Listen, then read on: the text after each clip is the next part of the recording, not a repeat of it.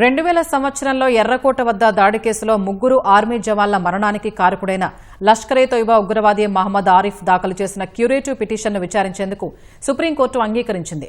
తనకు విధించిన మరణశిక్షను పునః పరిశీలించాలని ఈ పిటిషన్ను దాఖలు చేయగా chief justice Surya Kant, justice Vikram Nath, justice JK మహేశ్వరులతో కూడిన ప్రత్యేక బెంచ్ విచారణ జరిపింది.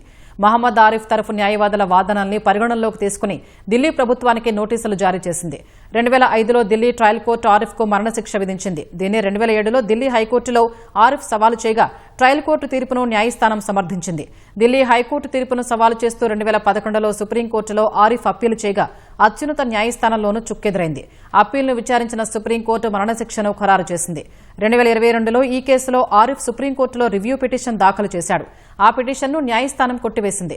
తాజాగా క్యూరేటివ్ పిటిషన్ను దాఖలు చేయగా విచారణ జరిపేందుకు సుప్రీంకోర్టు అంగీకరించింది. 2000 సంవత్సరం డిసెంబర్ 22న రాత్రి కొందరు ఉగ్రవాదులు ఎర్రకోట లోపల ఉన్న భారత ఆర్మీకి చెందిన 7 రాజపుతానా రైఫిల్స్ యూనిట్ ప్రాంతంలోకి ప్రవేశించారు. అక్కడున్న జవాన్లపై విచక్షణారహితంగా కాల్పులు జరిపారు. ఈ ఘటనలో 3 ఆర్మీ జవాన్లు ప్రాణాలు కోల్పోయారు.